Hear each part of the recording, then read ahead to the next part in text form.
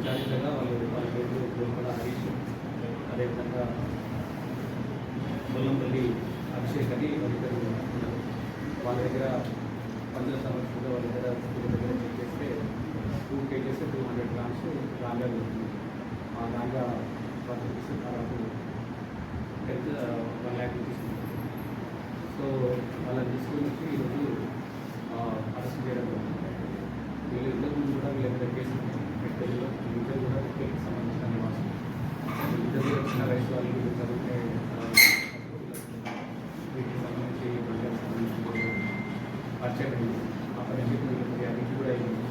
అదేవిధంగా ఇక్కడి నుంచి ఒడిశా పోయి కొరాపూర్ అనే జిల్లా, ఒడిశాలో అక్కడికి దీపక్ అనే వ్యక్తి దగ్గర మీరు కొనుక్కొని తీసుకొని వచ్చి ఇక్కడ మీరు కన్వెన్షన్ చేయడమే కాకుండా వేరే వాళ్ళు కూడా ఇక్కడ కూడా కొన్నిసార్లు పోయి వచ్చి వేరే వాళ్ళకి అమ్మడం తర్వాత జరిగింది. అందులో భాగంగానే వాళ్ళు ఒక వారం క్రితం ఒడిశా పోయి వాళ్ళ దగ్గర వచ్చి వాళ్ళు ఇక్కడ మనకు సమాచారం జరిగి వేరే వాళ్ళు అమ్మడానికి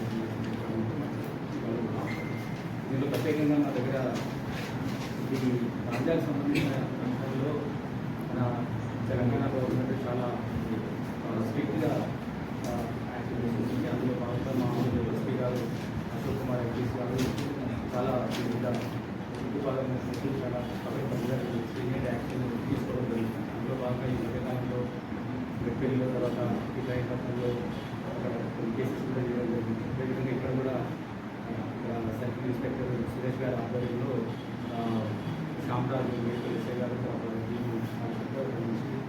పర్ఫెక్ట్గా ఇన్ఫర్మేషన్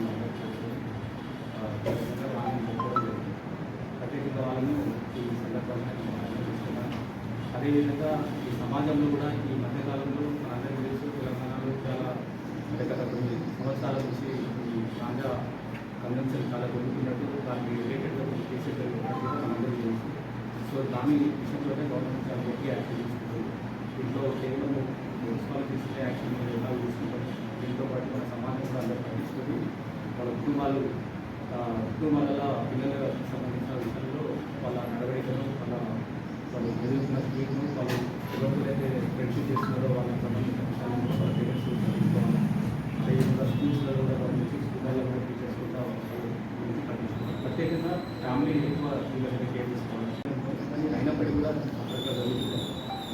సో ఇంకా వాళ్ళు కూడా సమాజంగా కూడా వాటికి సంబంధించిన సమాచారం పోలీస్ డిపార్ట్మెంట్ చెప్పి సహకరిస్తాను. దాని మొత్తం టోటల్గా ప్రాంతాలు లేని సమాజాన్ని కాబట్టి చేస్తాం. కానీ కన్వెన్షన్ కన్నా ఎవరైతే తీసుకొని వస్తున్నారో వాళ్ళు ఇద్దరు కూడా అక్కడ ఒకేసారి తీసుకొచ్చే వాళ్ళు. సో వీళ్ళు చాలా కీలకమైన ఇటువంటి వాళ్ళు ఇంకెవరైనా ఉన్నారో కూడా చూస్తాం. అదేవిధంగా కన్వెన్షన్కి సంబంధించిన వాళ్ళని మీరు కూడా ఇక్కడ ఎవరికి సమాజంలో ఎవరికి ఏం చేసినా కూడా ప్రాంతాలకు సంబంధించిన అందరూ కూడా ప్రత్యేకమైన శ్రద్ధ తీసుకొని ఈ సమాజంలో మనం ఆంధ్రలేని సమాజాన్ని ఇంకా మనం వాతావరణానికి సంబంధించిన బయటలో చేసుకుని వీటికి సంబంధించి కూడా ఇంకా వచ్చినాయి కానీ మనం పూర్తిగా ఉపయోగం దానికన్నా ఎక్కువ ఏంటంటే మనము అది వాడే దగ్గర అది ఉండే దగ్గర వాళ్ళు ఎవరైతే సప్లై చేస్తారో వాళ్ళ మీద నిఘా పెట్టి చాలా ఉంటాయి. కన్వెన్షన్ చేసిన తర్వాత గుర్తుపట్టడం అంటే సరే అతని మీద మనకి దానికన్నా ఏంటంటే దాని రూట్ కాజ్ నుంచి మనం తీయడం అనేది చాలా కీలకం. ఒరిస్సా నుంచి తీసుకొచ్చి ఎవరైతే అమ్ముతున్నారో ఇంట్లో మనం పెట్టేసి ఉడకబెట్టడం వీళ్ళు డైరెక్ట్ తీసుకొచ్చేవాళ్ళు, వాళ్ళు డైరెక్ట్ అక్కడికి పోయి తీసుకొచ్చేవాళ్ళు. సో అటువంటి వాటి మీద మనకి చేయడం చాలా కీలకమైనది. దీనికి అందరూ కూడా మన వాళ్ళు కూడా ఎవరైనా దృష్టికి వస్తే వాళ్ళందరూ వీళ్ళు దీన్ని తీసుకొచ్చిన దాంట్లో చిన్న చిన్న ప్యాకెట్స్ చేసి వాళ్ళు 1 కిలో తీసుకొస్తే దాంట్లో 500 గ్రాములను ఒక 10-15 పార్ట్స్ చేస్తారు. పార్ట్స్ చేసి ఒక్కొక్క దానికి 1000 రూపాయలకు ఉంటుంది.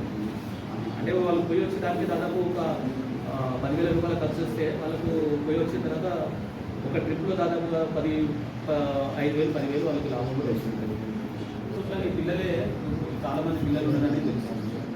వాళ్ళకి మీద కూడా మేము వాళ్ళకు కూడా ఇటువంటి అందరూ కూడా చేస్తాము. అదేవిధంగా వాళ్ళు కూడా ఇటువంటి అలవాటు టోటల్గా మార్చుకొని వాళ్ళ ప్రాపర్ పద్ధతిలో ఉండేటట్టు కూడా వాళ్ళకి ఇవ్వాలి. జరుగుతున్నాయి. మీకు అందరికీ తెలుసు మన పోలీస్ డిపార్ట్మెంట్ మీద ప్రత్యేకంగా తీసుకుని నార్కోటిక్స్ డ్రగ్స్ మనకు ప్రత్యేకంగా ఒక సెక్యూరిటీ బ్యూరో కూడా ఒకటి మన స్టేట్లో ఉంది. అదేవిధంగా మన దగ్గర కూడా ఉంది నార్కోటిక్స్ డ్రగ్స్ గురించి సంబంధించి. నాకు అవేర్నెస్ ప్రోగ్రామ్స్ మన స్కూళ్ళల్లో తర్వాత కాలేజీలలో చాలా చేస్తున్నాం.